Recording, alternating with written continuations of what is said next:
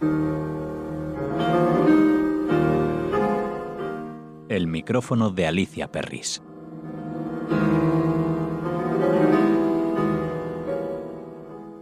Señora embajadora de Polonia, Marzena Adamczyk, muy bien. Qué menos que recibirla con la polonesa heroica de Chopin en la versión de Arthur Rubinstein.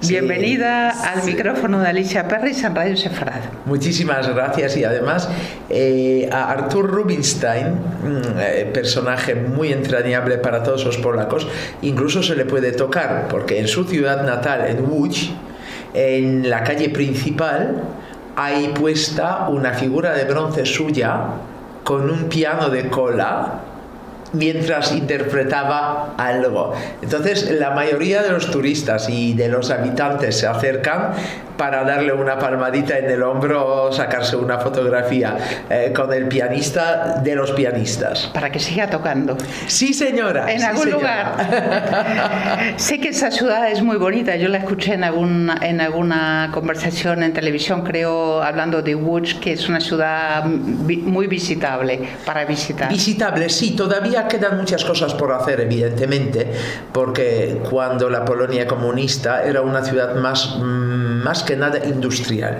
Entonces esa gran industria textil, que era su tradición desde principios del siglo XIX, un poco cambió el aspecto de la ciudad porque no se apostó a la cultura, al turismo, sino sobre todo a la producción. Y eso hizo que se descuidaran muchos monumentos y ahora esa arquitectura industrial que está tan en boga en todo el mundo y de la que Łódź es una depositaria de lujo, de verdad, porque todos aquellos palacios, y además Łódź tiene una cosa muy característica que no se da en otros sitios más o menos de las mismas características. ¿Por qué? Porque generalmente los grandes empresarios, cuando tenían sus fábricas, las residencias las construían con una distancia, en las afueras de la ciudad o en el mismo centro de la ciudad, pero lejos de las fábricas. Y los industriales, los empresarios de Łódź querían tener sus palacios, porque eran unos palacios de muchísimo cuidado, en toda regla, los tenían pegados a las fábricas. Es una cosa muy característica. O sea, vas a Łódź y ves un palacio suntuosísimo y al lado la fábrica que pertenecía a ese señor. ¿Cómo se ve el mundo desde una embajada hoy? Porque muchos piensan que son todos privilegios. No. Depende de cómo, sobre todo, depende de cómo entiendas tu misión. Porque si te quieres encerrar en una burbuja de cristal, lo puedes hacer. Pero no tiene ni pizca de sentido, porque un embajador que no esté en la calle, un embajador que no esté hablando con las personas, un embajador que no se relacione, que se relacione solo con el mundo de la alta política y el cuerpo diplomático, no es embajador. Lo siento y que me denuncien los que se sientan ofendidos, pero a mi juicio, trabajar como embajador es trabajar por el bien de las relaciones entre los dos países. Por lo tanto, te tienes que sumergir en la vida del otro país.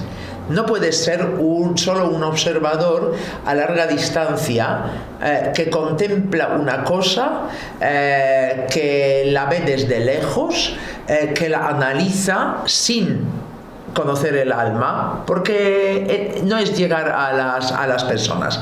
Yo utilizo el metro porque, en Varsovia tampoco tengo coche porque en este aspecto soy bastante ecologista. Creo que la mayoría deberíamos renunciar a los coches porque los tenemos por capricho y no por necesidad. Utilizo el transporte público. compro yo misma las cosas que necesito en los mercados, en las tiendas de barrio, o en cualquier tienda que se me ocurra, y que esté cerca porque no tengo mucho tiempo para dedicarle a la compra. Pero también es conocer el funcionamiento del país, cómo vive la gente, qué es lo que compra, de qué se ríe, es la esencia. Una pregunta incómoda.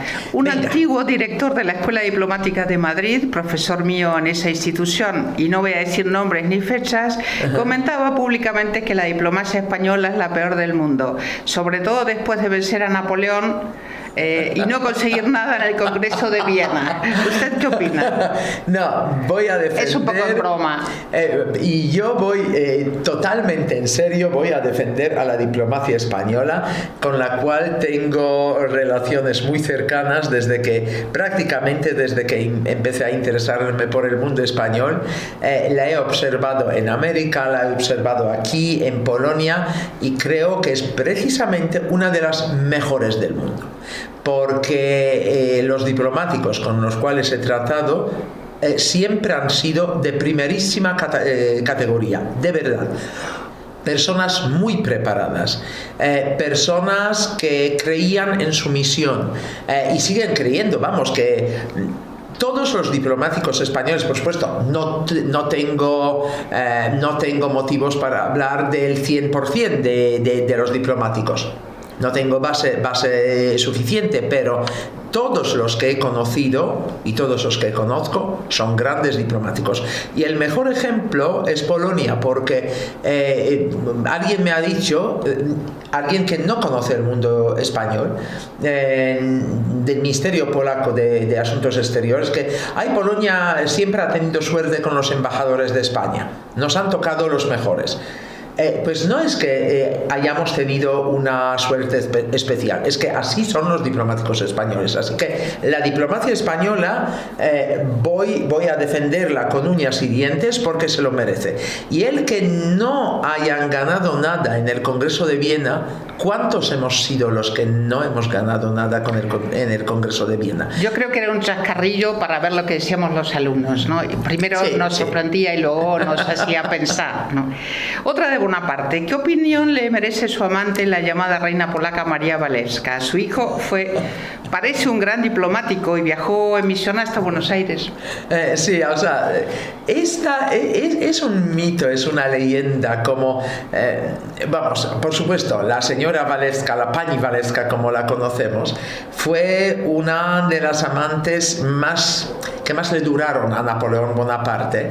La única que lo fue a ver a la isla de Elba. Sí, con su hijo. Sí, el conde de Ornano, desde luego la familia de Ornano es una de las familias aristocráticas más famosas de Francia. Su segundo marido. Su segundo marido legal. Eso es, sin contar al que tenía en Polonia, que era un señor mayor, decrépito y desde luego que se había casado con un bellezón para la época. Algo tuvo que tener la Pani Walewska si se fijó en ella un conocedor de mujeres como un experto en la belleza femenina como Napoleón Bonaparte, pero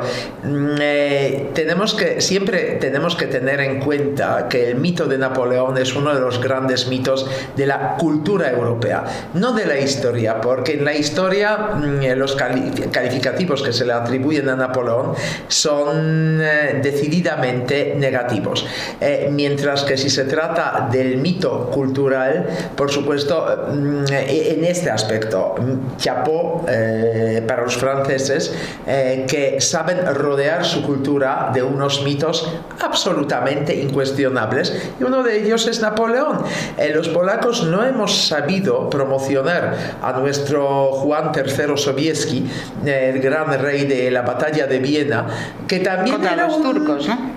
Sí, contra los turcos, que también era un mujeriego de muchísimo cuidado, enamorado de su mujer, que también, por cierto, era francesa, y sus cartas, las que le mandaba a ella, eran unas cartas de amor de verdad entrañables, y todo lo que le rodeaba, la fama de guerrero, de caudillo de esas tropas de caballeros alados, de lanceros alados que ganaron la batalla de Viena, todo este mito que le rodea, hubiera podido ser base de una leyenda fabulosa, porque de verdad el amor entre el rey y su mujer, la reina Maryszinka, como se solía llamarla en Polonia, de verdad era un amor, pero de película. Todavía tiene usted tiempo de escribir la novela, señora embajadora. ¿Cómo gestiona Polonia en la actualidad la historia de la Shoah? Un país con 30 premios Nobel, creo, y miles de emigrantes. Sí. Ahora, intentamos sobre todo cooperar y mucho con el pueblo israelí y las autoridades israelíes, porque es, por desgracia, el Holocausto es una de las tragedias internacionales más grandes de la historia de la humanidad. Y esto no lo cuestiona nadie, salvo un par de imbéciles que cuestionan la existencia del Holocausto. Y sin embargo, por supuesto, creemos que debe ser gestionada la memoria y todo el problema precisamente a nivel internacional, sobre todo con la participación de las autoridades y del pueblo israelí y por supuesto de las comunidades judías. La mejor prueba es que el Museo de Auschwitz, que hemos tenido la mala suerte los polacos de tener que albergar la mayoría de los campos de concentración y de exterminio más terribles en nuestro territorio, por lo cual ahí quedó la herencia, y el consejo del Museo Estatal de Auschwitz es un consejo internacional formado por personajes de primerísima categoría, de autoridad incuestionable, y esos personajes son quienes, por supuesto, hay peleas entre ellos porque representan diferentes países, diferentes gremios, diferentes intereses, puntos de vista, todo, ¿verdad?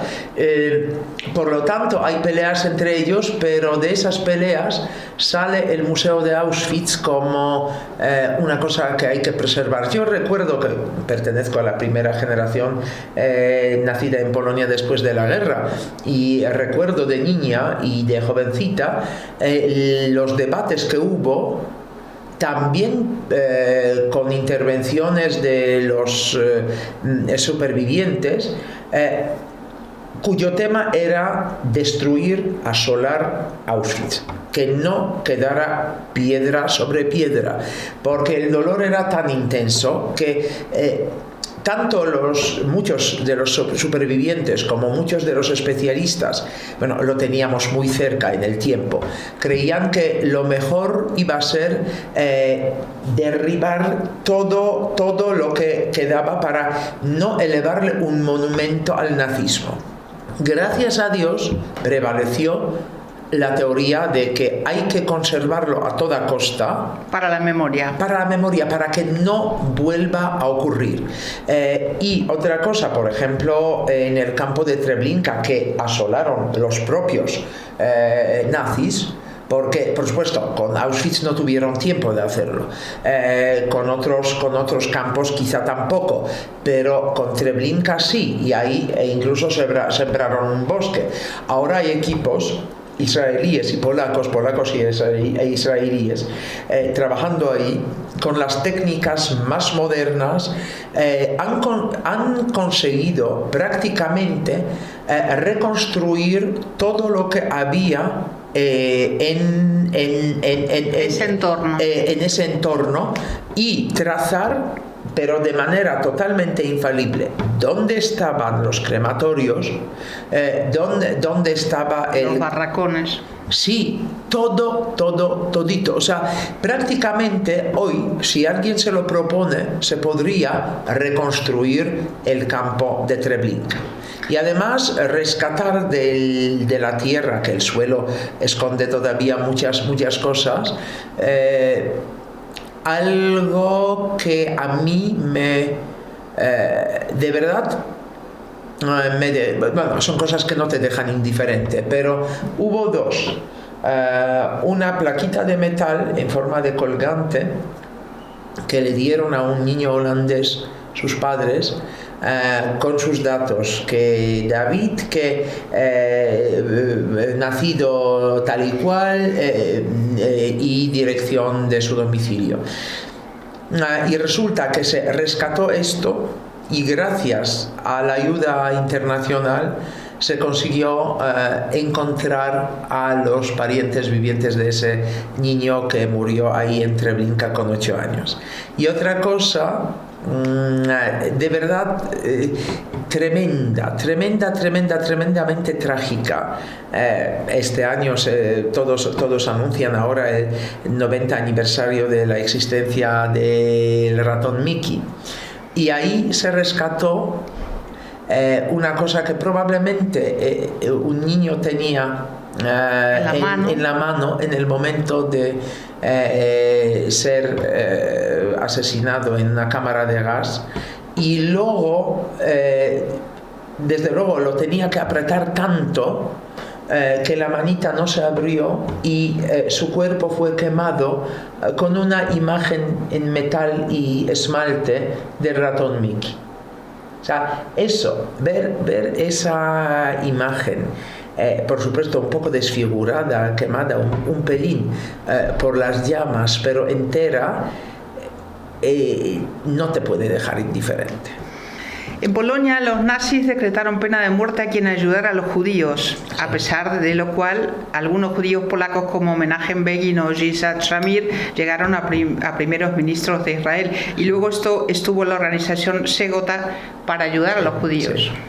Sí, por supuesto, yo no soy quien para valorar la cobardía y la heroicidad de las personas, porque nunca sabemos, y eso vengo repitiendo desde hace años, nunca sabemos cómo nos hubiéramos comportado en una situación así. Eso no lo sabes decir si no has estado en una situación así. Yo sé que hubo personas que de verdad hicieron lo imposible para, incluso arriesgando su vida. Bueno, siempre cito el ejemplo de mi bloque de viviendas, un bloque de viviendas normal, común y corriente, como hay muchos en Varsovia, que tiene una placa conmemorativa en una de las paredes, y en esa placa dice que aquí en este sitio estaba durante la guerra un zulo donde un jardinero polaco escondía a judíos. Un grupo de judíos encabezado por Emanuel Ringelblum, el que fue autor de uno de los archivos más importantes, el archivo del gueto de Varsovia, con sus 13 compañeros, fue escondido ahí. Fueron delatados, eso ya me intenté informar, probablemente por una novia despechada o por un delator profesional que había en la zona. Fueron delatados, y tanto aquellos judíos como el jardinero, su familia y sus vecinos, porque ese hombre hizo lo imposible para salvar el mayor número de vidas, porque incluso para que no se supiera que él lo hacía, y para que nadie se fijara en las cantidades de pan, por supuesto demasiado grandes, que él compraba, puso una tienda de alimentos, precisamente para que nadie... Para disimular, sí. Y sin embargo, ese delator o esa delatora lo hizo. Y sin embargo, a 200 metros de mi casa hay un edificio, también con otra placa conmemorativa, que dice: aquí trabajó Irena Sendler, la justa entre las naciones. Hay una pregunta de que se dedicó a salvar niños y a conservar su identidad. Eso es, eso es. Esa mujer hizo lo imposible, porque además, todo hay que decirlo, ella fue delatada, fue arrestada por la Gestapo, fue torturada, no soltó prenda y, por supuesto, muchos hicieron también lo imposible para sacarla de ahí. La sacaron y ella no renunció a sus actividades. Bajo un nombre falso siguió haciendo lo mismo hasta el final, hasta que pudo hacerlo. Por lo tanto, el haber salvado, por supuesto, con ayuda enorme de sus colaboradores, porque una persona sola no ha salvado 2.500 niños judíos. Había redes, ¿no? Muy bien. Había redes. Había una resistencia organizada. Porque los polacos fuimos los únicos que no tuvimos un gobierno colaboracionista durante la Segunda Guerra Mundial. Y sí, uno en el exilio, digamos. En el exilio, pero sobre todo teníamos uno en clandestino. El terreno.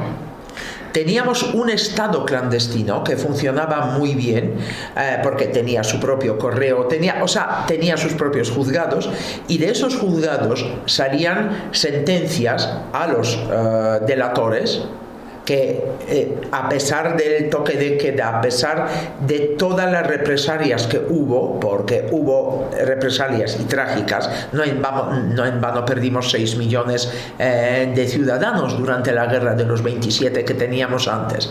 Entonces, a pesar de esas represalias, por ejemplo, durante el toque de queda, en casa de un delator se presentaban 3 señores vestidos de negro con una pistola y hacían la ejecución dictada.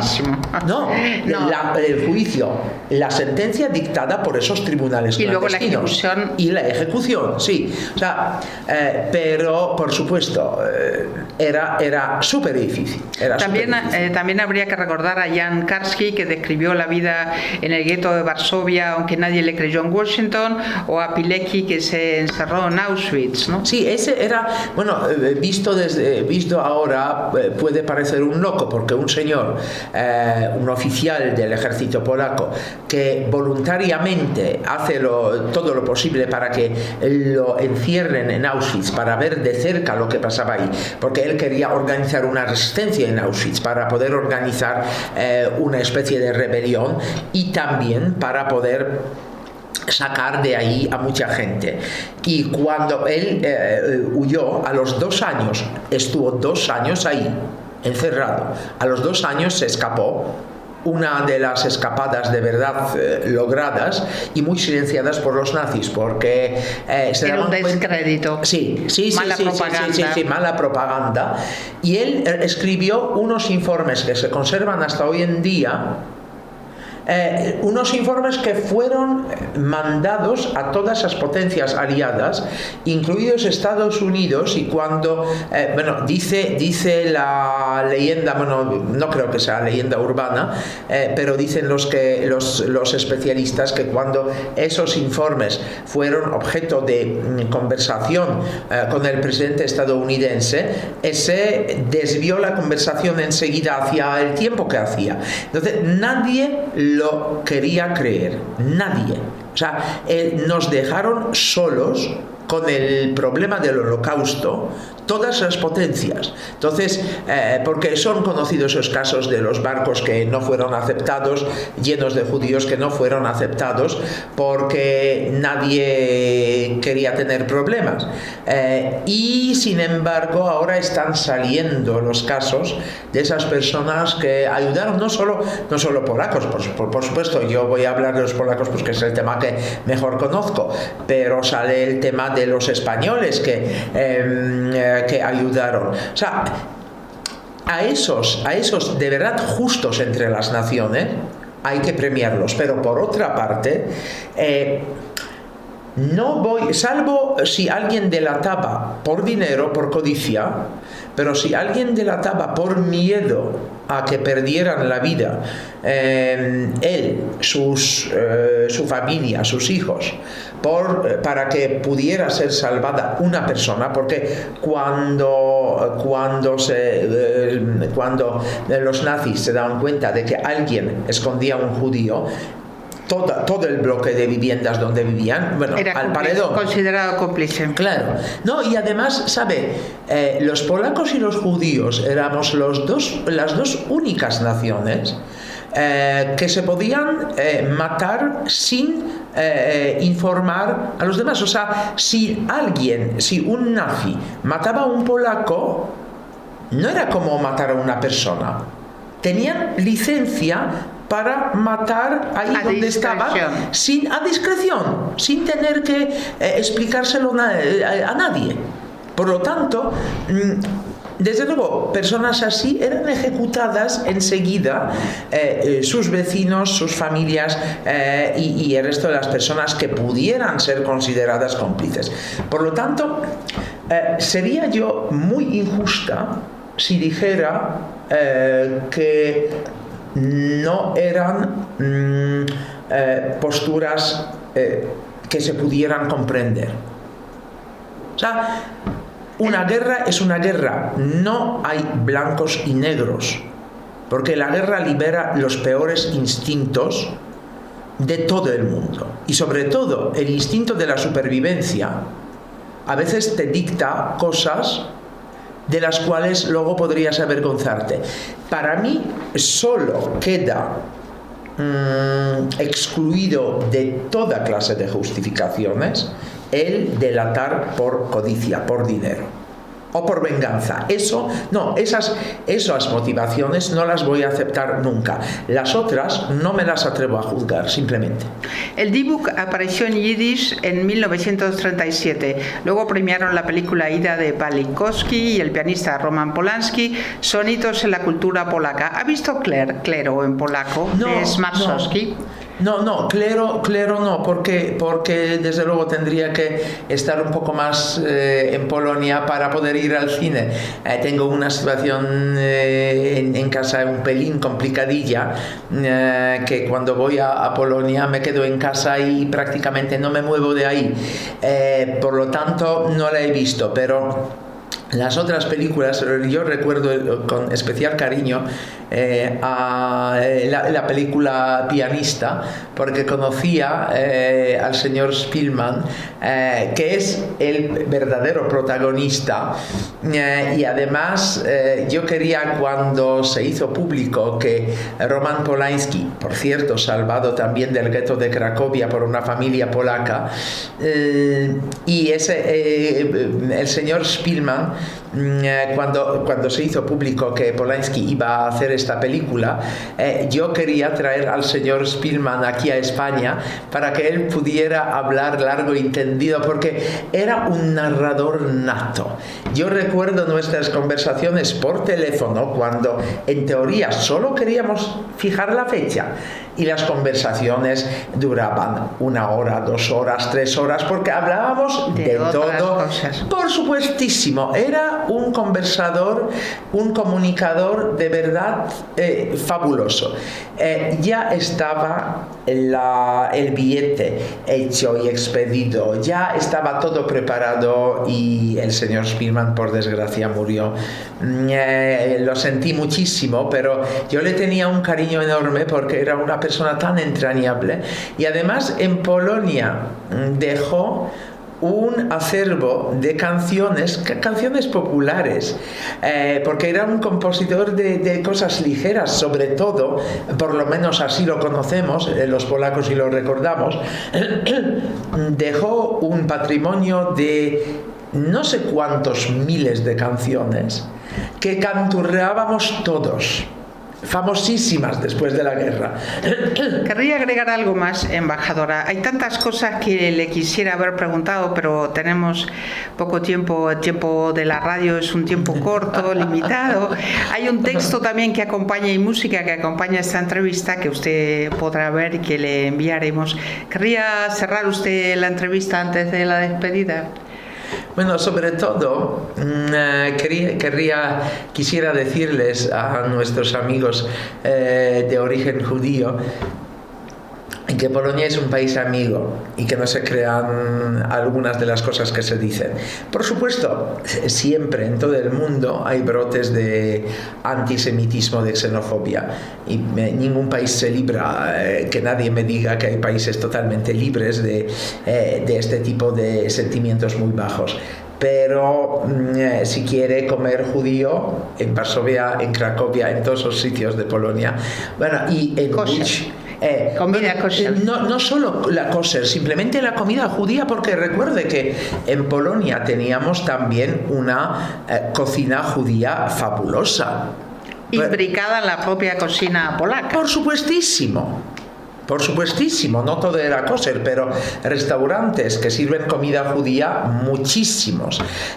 Yo en Łódź tengo uno, pero no sabría decirles ahora exactamente cuál, porque hay dos que llevan el mismo nombre y se hacen competencia, pero uno, el mío, mi preferido, es muchísimo mejor que el otro, evidentemente. Pero esto, desde luego, yo le echo luego un vistazo y si quiere le doy al que quiera ir la dirección exacta.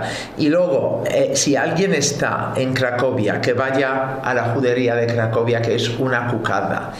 Una verdadera cucada, reconstruida, bueno, se sigue reconstruyendo, pero se conserva un cementerio y una pequeña sinagoga. Y en ese cementerio, a pesar de los esfuerzos de los nazis, que desde luego lo intentaron destruir, ahí tenían un vertedero de basura, un almacén y no sé qué, no sé cuántos, cosa que hacían con frecuencia, bueno, siempre, vamos, con frecuencia. Pero se conservan dos enterramientos, salvados milagrosamente, del siglo XVI.